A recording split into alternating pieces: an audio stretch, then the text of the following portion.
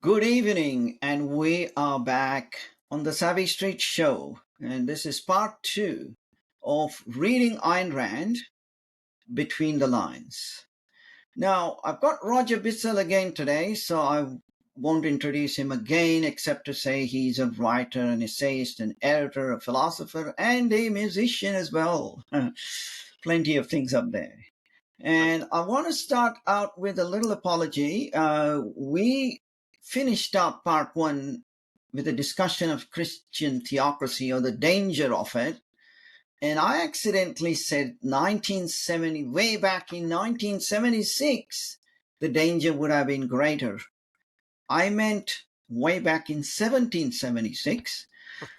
Well, just a 200-year difference, where the percentage of Christianity in America, as well as its intensity, would have been much greater than it is now. And yet we didn't end up in the last 200 odd years with a theocracy. Anyway, what I'm going to do today before we jump to Roger is start with a couple of quotes by Ayn Rand, and then we'll ask a leading question of Roger. So, first quote. Actually, both the quotes are in her essay, Don't Let It Go, Philosophy, Who Needs It? The first one's on page 211, the next is 212. So here comes the first one. Europeans do believe in original sin, that is, man's innate depravity. Americans do not. Americans see man as a value, as clean, free, creative, rational. But the American view of man has not been expressed or upheld in philosophical terms since the time of our first founding father, Aristotle. Interesting, she calls Aristotle the first founding father. And the next quote is, there have never been any masses in America. The poorest American is an individual and subconsciously an individualist. So it's clear that Ayn Rand was adamant that Christians in America are essentially individualists. But how is it then that the objectivist world became fearful of a Christian theocracy in America? Is that fear justified, Roger? Well, the last question, the answer to that is no. I think that the fear was that the people who are interested in power were potentially a danger. But most people in America, most religious people in America, are more concerned with working, having friends and families, uh, and not with trying to go around running other people's lives. It's only the people in the leadership positions, whether locally or nationally or whatever, in government or in church hierarchies. And I think Rand was very tuned into the fact that most politicians in particular tend to be very much pragmatists. They don't talk too much about principles. They just want to roll up their sleeves and get things done. They kind of bend with the wind. But there were two uh, focal points in the world, she said, that are very tuned into principle, and that is the Catholic Church and the communists in, well, then the Soviet Union. And she talked at Fort Hall Forum in 1967 about an encyclical that the Pope at that time had delivered, and it was about his opposition to capitalism, and that capitalism needed to be uh, harnessed and directed toward alleviating the suffering of mankind, and so that the government should run the economies and do whatever was needed to take care of these problems and not allow free enterprise. And she thought this was horrible. She called her piece Requiem for Man, so she was very alarmed by it. And she said only three there are only three places in the world where people really know the basic issue. One was in the Kremlin, one was the Vatican, and one was the Empire State Building, and that was where the Objectivist and Nathaniel Branden Institute had their headquarters then. And I think that well, she said only objectivism understands what these other people are up to. And the question now is, who is listening to us?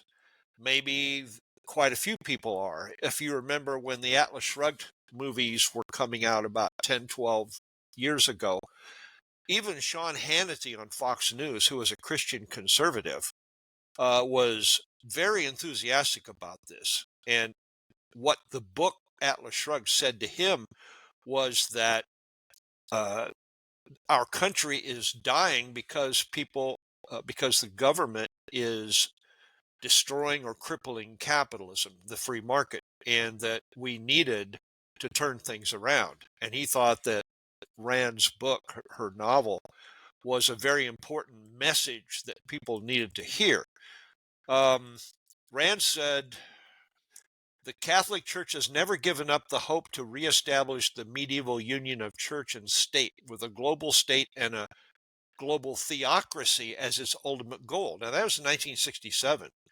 Uh, Even if the American people weren't interested in a theocracy, Rand thought that the Catholic Church was. Now, is that still true? Are they still thinking in those terms? I don't know. 5 years later, she wrote that piece that you quoted several minutes ago.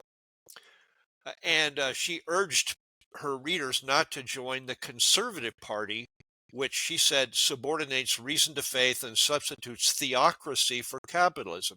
So, unquote. So, even then, she thought that the conservatives were heavily dominated by religious conservatives who wanted the church to run the government, wanted the church to dictate what the laws would be, and that they should be enforcing morality and not just laws against crimes and fraudulent dealings and so on. I only found one more example, and that was in 1985. Peter Schwartz wrote an article where he was criticizing the libertarian movement, and he said that uh, the logic of the new right, which is, again, the conservatives, leads to theocracy, even if various conservatives would deny this. Well, I think a lot of conservatives would deny it because a lot of conservatives have no interest in a theocracy. There are some who do. So maybe Rand was magnifying the whole magnitude of the problem beyond what it should be. Um, I think that whatever position the Catholic Church was in 55 years ago, which is when she first made that comment at the Ford Hall Forum, I think they're in a much worse position these days to make any noise about a theocracy than, for instance, the Muslim religion is.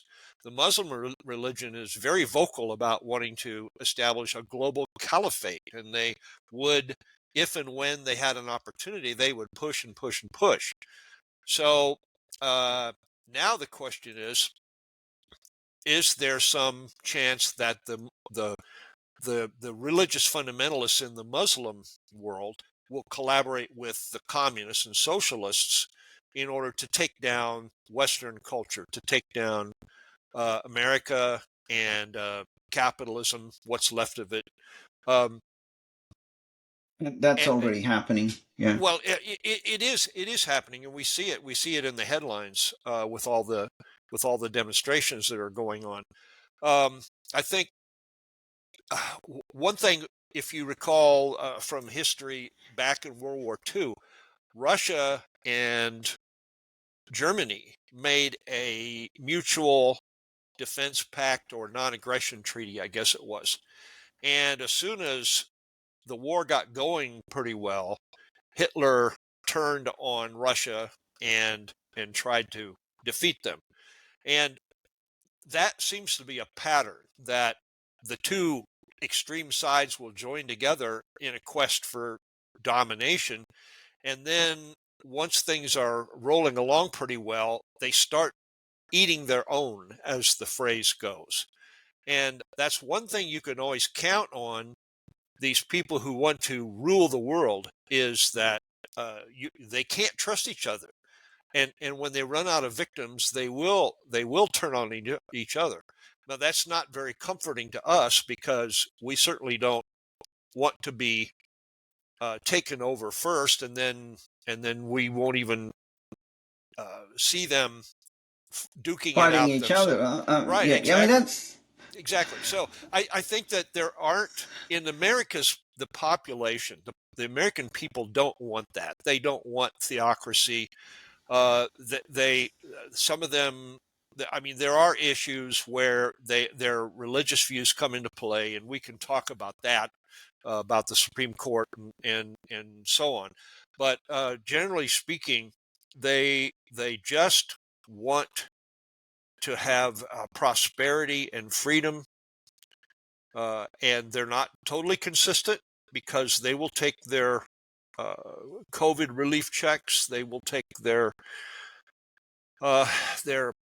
Obamacare, etc. But I think that she was right about the the average ordinary people in the country, uh, that they were individualists. They are not looking to dominate, or take over other countries, or even to take over their neighbors. They just want to get along and live and let live. okay. Yeah, I mean, you mentioned the Supreme Court decision, and I'll come to that shortly. But in terms of eating their own, that's kind of happened already as well. In the late 70s, Ayatollah Khomeini got to power in Iran, and he was helped by Marxists in and outside of Iran. And then when he came to power, he executed a lot of the Marxists, and those he didn't execute, he imprisoned. And those lessons of history are forgotten. But back on the Christian theocracy in America, very recently the Supreme Court struck down Roe v. Wade. Is that kind of the only or the dangerous illustration of many more things to come, or is that a one-off of the danger of a so-called Christian theocracy? Well, if you look in the context of Roe v. Wade, um, the court claimed to have found a right to abortion, which of course is not in the Constitution or the Bill of Rights. But the Ninth Amendment does say that anything that's not spelled out in the Constitution or the Bill of Rights, if it really is a genuine right, then the fact that it was not listed is not meant to disqualify it, or to Yep. Yep. disparage it, Yep. was the wording. So there have been attempts, like in Griswold versus Connecticut, in regard to birth control a few years prior to that, to come up with a right to privacy, which would keep the government from interfering with birth control. And I think some of the reasoning that went into Roe v. Wade, I haven't read it recently, but the idea is that there is this right that maybe the government would have an interest to regulate things at various points of pregnancy, but that there should be this right. And I always thought that what Roe v. Wade, the court said about the third trimester, signaled to me that the state had an interest in regulating pregnancy for the well-being of the unborn child, regulating the second trimester for the safety and health of the pregnant woman.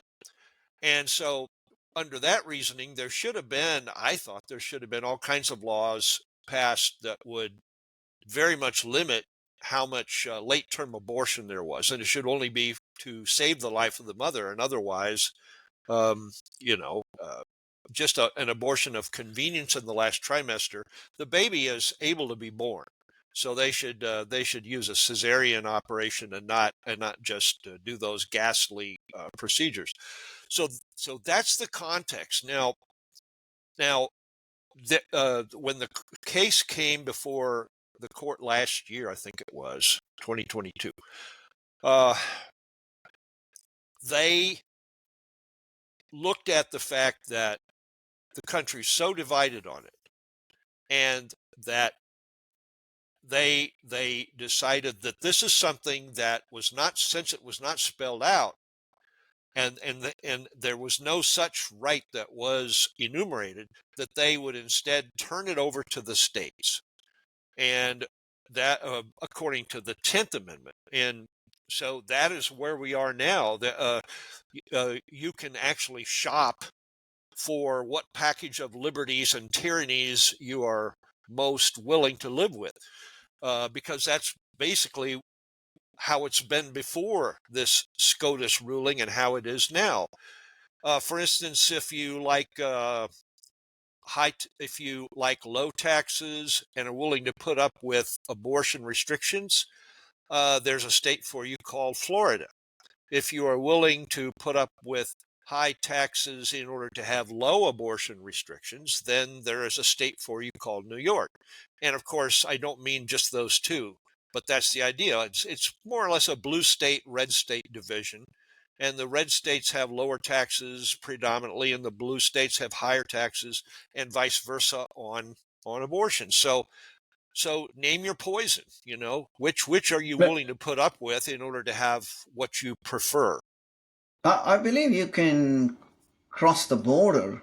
I Oh mean, yeah, taxes are every day, every year. right. Hopefully, abortions are not. Maybe once or twice in a whole lifetime, you could cross into a blue state, get a procedure done, come back, and live in Sure, the red sure. state, low tax state. Right. Okay. But one of the objections to that is similar to the objection of requiring identifications at voting booths. It's almost silly saying, well, oh gee, it's so inconvenient to require them to go to another state, to do it. Really? It's just like requiring, this is trying to restrict minorities from voting by requiring them to get an ID. You cannot buy liquor without an ID. So come on, this is ridiculous. So I agree with you. Unless they close down the state borders or put guards there to inspect for pregnant women who are acting suspiciously, I don't see why they couldn't do that, Mhm. and it would be no major problem. It would be more of an inconvenience than anything. So, okay, I think we've basically saying there is no danger, at least in the United States, of a Christian theocracy, and probably in any of the West outside of the Vatican itself. Yeah, Whatever ambitions the Vatican has, it doesn't seem to matter too much right now. yeah. And one more thing on the abortion issue: until we get a constitutional amendment, which would require not only the Congress to say, "Okay, here you go," but also 38 states have to ratify it, and that's not going to happen. That's not, to totally repeal abortion. That's not going to happen. So, Okay, that's comforting to know because some of the new presidential candidates have been making that sort of noise. yeah, but And what can it's they do? yeah, The presidential candidates can't do anything. exactly. They can't make 38 states ratify at all. Right. I mean, they can Yeah, get out their pen and sign a proclamation, and so what? yeah, Well, yeah. yeah. It's a vote grabbing campaign statement, and that's all. Mm-hmm. Sure. Okay, now let's turn back to the past. And reading Ayn Rand between the lines clearly shows that she's not a Nietzschean. And by that I mean Friedrich Nietzsche, the German philosopher whom who influenced her in her early stages, but she clearly had disdain for him in her mature stage. But the problem is when you sort of, if you lead objectivism with the whole selfishness, Right. anti altruism thing, it Right. sounds Nietzschean. And I wonder whether that's been the cause of objectivism not taking off. Those people who got involved with objectivism in the 60s and 70s, most of them, I reckon, are still objectivists, but except that they are in their 60s, 70s, and 80s. And back when Nathaniel Branden said, "Oh, this is a movement of young souls," most of a fan base is young. I fear now that most of Ayn Rand's fan base is old and getting older. Um, could that be the reason that we are accidentally, or not accidentally, but so much as unwittingly leading with a Nietzschean kind of marketing? Is that the reason why the objectivist movement isn't growing? Well, it's a factor. It's a factor. I don't think it's the major issue. Uh, we could do a whole uh, podcast on this. Um, I think that one of the things that we all thought in the early days was that this was something that was going to encourage a lot of individual growth and uh, uh, basically people seeking to be as rational and productive and conscientious in their careers as they could, and that it was going to be a new golden age of philosophy and economic productivity and social harmony. And it didn't happen. And you wonder why. And I think that if you start out with a philosophy of individualism and and uh, energy and openness and development, and then at some point you clamp down and say, well, the philosophy is done, and all we can do now is talk about what was written in the past, and we can try to explain to people who don't understand what they're reading, and we can chew on it and say, oh, I understand it better now. uh, and charge a lot of money for people to come to conferences. You know, in the 60s and 70s, the conferences were not free. The conferences and the lecture courses, you paid a pretty penny even back then to go to them. And now they're expensive. And yet now, in the various groups in the objectivist movement, they are offering scholarships to young readers, young students, and they're also giving out free novels if English teachers will hold essay writing uh, Contests. processes. Yeah, Yeah. and so there's a lot of money going into to try to entice the young people to get on board, and uh, and you wonder, okay, is that where we've come to? Uh, the, in the old days, we were hungry for this stuff, and we didn't need people shoveling money at us to say, "Hey, come on and give us a chance."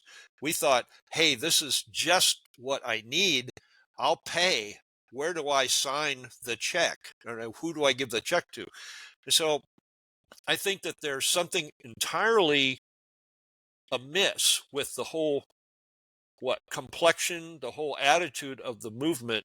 I think it's become less individualistic. I think it's become less oriented toward um helping promote the individual, um, rational person wanting to make a better life, and instead it's how can we keep this philosophy, which shall not be added to at all.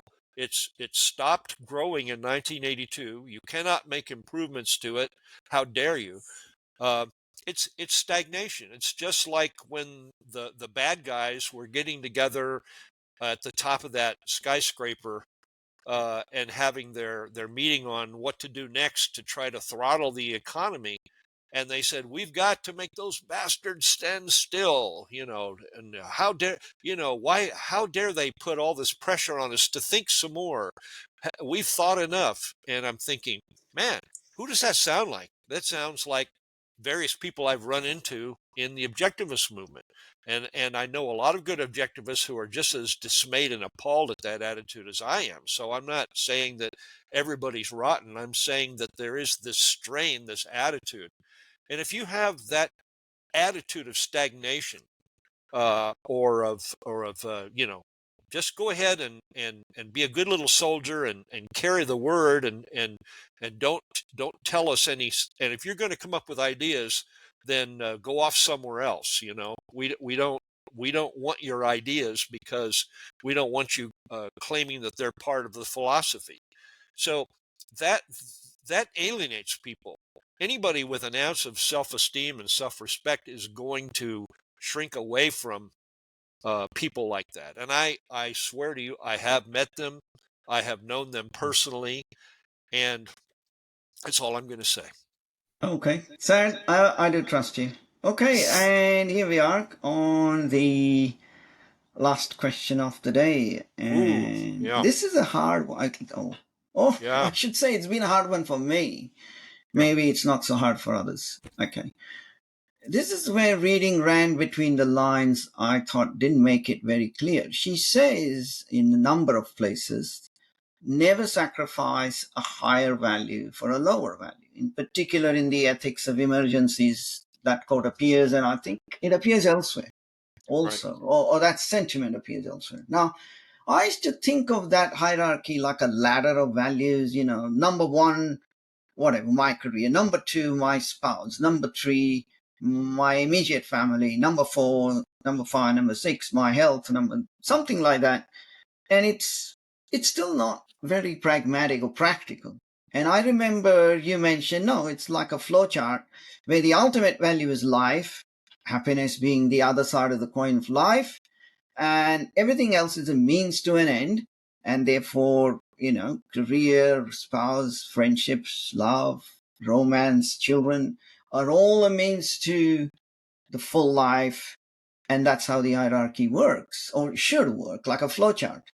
But even then, despite the emphasis on whether it's a upright ladder or a sideways flowchart, you know, either way, I don't know of any objectivist who's written down an hierarchy, either in a flowchart or a ladder. I don't believe even Ayn Rand did that, because we would have seen the flowchart. It might have inspired other people to do that, whether it was a ladder or a flowchart. And I just don't believe anyone's done that. Or have they? Have we misread what we mean by hierarchy of values? Is there somewhere between the lines you can get into the novels or the nonfiction and figure out what is it about this hierarchy of values that was meant? Wow. There's another podcast. Yeah. uh, um, I don't have it worked out. I do think there's something to both of those. Uh, I'll skip the flowchart idea and just look at the latter idea. And even in personal relationships, as you illustrated just a minute ago, there are closer relationships and further relationships. But how do you juggle between a sibling who needs your help desperately and a sibling who you haven't seen for 3 years and this is your best opportunity to see them? How do you decide that? I guess you go with the emergency, I suppose. Uh, and then that's just in one domain. I call it a domain, the personal relationships. Then there are things like continued learning, like gaining knowledge, or there's like your enhancing your skills and so on and so on. And there's the typical example is, well, you're studying for an exam and your friends want you to go out and see a movie or go out and party, and you are really drained and tired and sick of studying, but you really want to get a good grade. So how do you choose in that? Um, so those are cross domain questions, and what do you do? Um, I read an interesting article where it said that there are 10 universal values that go across all cultures, and that there are ways for a person to look at those 10 and rank them against each other, and then come out with a priority, so that you have these very general values like, well, like what, achievement, like benevolence, like security, like self-directedness or free will. and you rate them against each other, and then you end up with the big revelation. You say, "Oh, I like achievement the best," or "Oh, I like security the best," and then you kind of know a little bit better what your or they call them core values, or your generic values. But we're not talking about chocolate or vanilla ice cream here. We're talking about your most general aspirations in life feeding into your happiness and your well-being. So I think that would be an interesting exercise. I'll probably do that pretty soon. I mean, Okay. I mean, We'll leave it better for late another than day never. because, yeah, You know. right.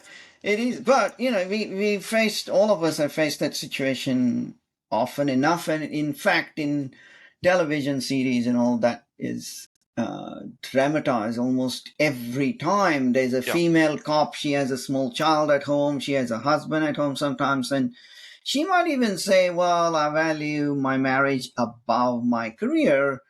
But every time there's a crisis at work, the career takes precedence, and here she is coming home very late, missing out on time with a little child. You look, those decisions are not easy. If you have No. a No. challenging job, you've got to, you know, Yeah. stay back at work and finish whatever is urgent. And Sure. if it happens too often, yeah, it does affect your family life, but you got to choose. Think And we think of all that. choose pragmatically. Yeah, go on. Think of Dagny in Atlas Shrugged toward the latter part of the novel. She just had to get away because things were falling apart and she was frustrated. She was a highly dynamic, productive person, a real problem solver, very rational, and yet she had reached her limit. So she just went off to the woods, went off to the cabin, and she. So it was the value conflict was wanting to solve the problem of the business to keep it afloat, or her serenity, because the problem of the work was so frustrating that she basically burned out and she needed to recharge and get her serenity back. And yet she'd only been in the cabin for a few days when she couldn't help herself. She started working just to do something that had a forward motion to it, and she was repairing the sidewalk going up to the cabin or something like that. So I guess once she had recharged, she realized that the whole the whole idea of her career, it was her mission in life, it was her central focus, and that was, she couldn't let it go. She couldn't let go. And I would just say to everybody, if you know what your central core mission in life is, find out a way to do it. Even if you have to take a step back and figure out another pathway, figure out how you can get what you most want out of life. Right. Yeah, it's something we mentioned in with a different analogy, which was neither a flowchart nor a ladder. Right, We mentioned in our recent book, Modernizing Aristotle's Ethics, about right, like a solar system analogy. The sun, make that your mission, the sun, and everything else in your life, even the psychologist Abraham Maslow said the same thing, has to revolve literally like planets revolving around the sun, revolve around it. So you can't have a spouse that simply doesn't appreciate your principal career goal. right. And frankly, you got to get your children, if you have any, to appreciate who you are fundamentally. And only in that sense can the system behave in equilibrium. At the same time, whatever is pressing takes precedence. So if your child has a birthday, yes, you're a parent, and that is the one day you won't sit back too far at work. You go home on time to celebrate the birthday, Yeah. and that's how we all solve it. Anyway, that was another very, very good session, and we're coming to a close. But what I wanted readers to do is to tune in with their questions and comments. At this stage, we are not planning reading Rand Between the Lines Part 3, but never say never. There could be Part 3. If you send us more challenging questions that we could tackle, we would very well do a Part 3. And then on to part 4. Oh, well, there could be, but I'm sure we got other topics, so Oh yeah. Thank you to Roger Bissell for joining us and giving us his Thank you. wisdom, accumulated experience in objectivism of what, 40, 50 years or something like that. A while. A long while. All right. This is Roger and Vinay from the Savvy Street Show saying good night and good luck. Yeah. Bye for now.